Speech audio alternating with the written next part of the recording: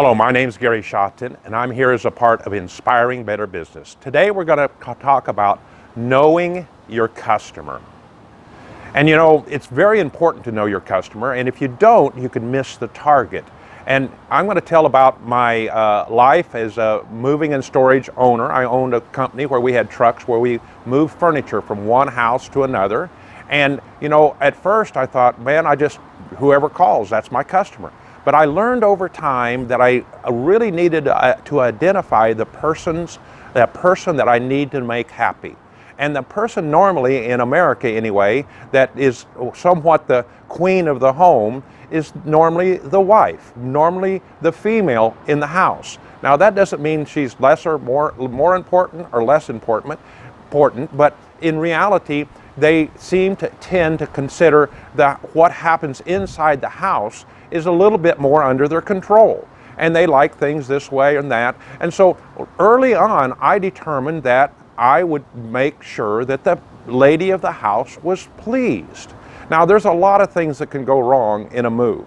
And there's a lot of things from the floor can get scratched, and the furniture can get scratched, and we might drop and break something. But at the end of the day, we would determine and normally be clear, is the customer the person that's the lady of the house? So that was very important to us, and we worked on that, and we talked about that, and we would make that decisions. We didn't alter what we did necessarily, other than really pay attention to what they wanted. Well, I currently own a machine shop. It's a manufacturing company, and once again, as the primary outside salesperson for 98% of all of our sales are under my control, I go to the large customers and make sure I know what they want. That's how we've grown. That's how we've gotten bigger. I have whenever possible, and on all of our big customers, I've been able to develop a relationship. So we had a monthly meeting, and we had have a monthly meeting when we weren't having the COVID and all that. But we had a monthly meeting, and I would go into that meeting and I would discuss anything and everything that was on their mind. Are we on time delivery? How about the damages? We have our behind the scenes. This is happening all the time. It's going on, the systems and processes are taking place. But I wanted to hear the overview, the big picture. And I also got to hear where they're headed. Are they wanting some new things provided that we could provide for them? You see, when we started out, all we were was a machine shop. All we did was cut metal, making parts. But in time, by listening to my customer, I discovered, oh, they needed somebody that was able to cut gears. Well, we didn't cut gears, but guess what? We learned how to cut gears. And the other customer needed someone that would weld, and these are pretty precision weld. And I talked to my folks in my company, and they said, we've never welded. And I said, guess what? We're going to start welding, because if we don't learn to weld and provide these parts, we're going to be diminished in our relationship with this customer. We had a process where we have precision grinding. We got grinding. We had what's called sandblasting, and we got a sandblasting put up, and where we could sandblast for them. We do a lot of accessories, supplementary things to our machining. We're still a machine shop, but it's why? Because I listen to the customer. I know what the customer wants. I hear and understand what they're wanting. So this is very important. So in life, you're going to have to determine in your business who really is the customer, who is making the decisions, and then make sure they're the happy one. I had a friendship that's in another country, and this family had moved to their homeland, basically. It had been in a third world country and moved back to a country in Europe, and in the process they were not really funded that well, and they were looking for options, and they kind of through experimenting, they looked in and discovered that they bought, I think the numbers were, they bought a bicycle that was broken or needed repair for like $40. I think that was the number. And then after figuring out how to repair it and do it, make it look nice, got it all cleaned up and everything, they sold it for $260. Whoa, that worked pretty well. And one comment was made, we kind of decided we could kind of do this. So one of the things they do is find bicycles that need repair or could be bought wholesale or underpriced, and get them ready and have a bicycle sale. Now, I don't know how far they're going with this, but let's talk about you in a developing nation. In a developing nation, bicycles are part of most developing nations. And there's all kinds of bicycles. There are at least 4 or 5 that I know of.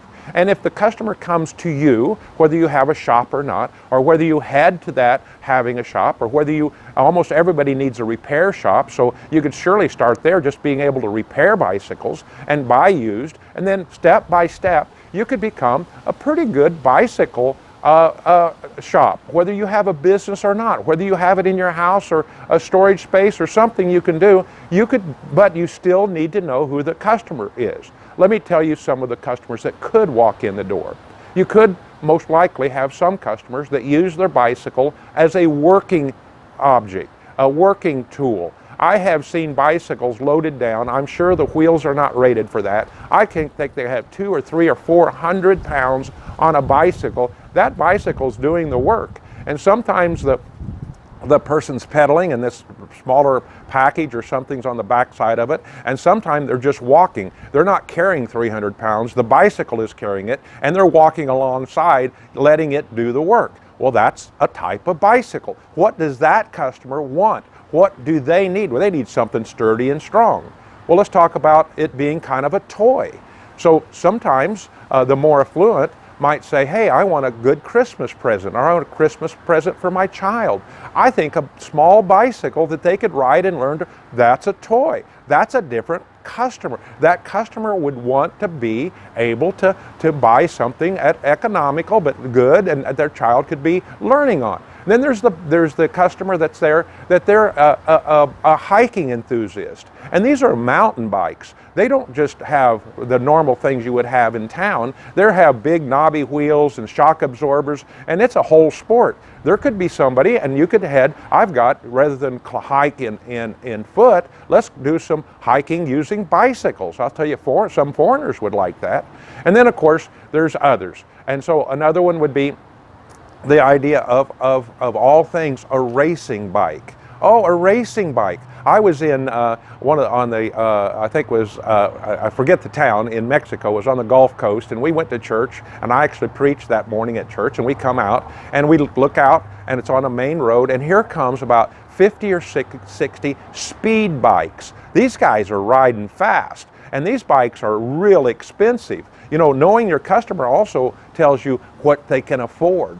You know, the person that's using a work bike, they're probably really cost conscious. But if you're buying one of those speed bikes, you know, those things can cost like $3,000 or $4,000. And they're people that have money. This is surplus cash. And they're doing it for their pleasure. Oh, I forgot one almost. There's just the regular old pleasure bike. Mom and dad want to just not race, not climb the mountains. They just want to go out, instead of walking in the neighborhood, they would like to ride their bicycle just for some exercise. And there's actually another one. There's a stationary bike so you can sit in your house and just make exercise and get physical exercise even when it's raining outside. So there's all kinds of bicycle customers. But if you don't know who the customer is, you're going to flub up. And you're going to have to start out by starting with one kind of customers, maybe sticking with that and get really good with them, and then add on another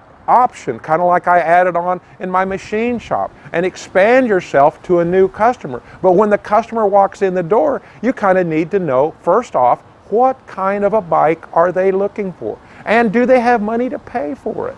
Forget the idea of credit for everything. You've got to find cash-paying customers. Well, I hope I'm helping. Know who your customer is. It'll really help you in business. Thanks for being a part of Inspiring Better Business.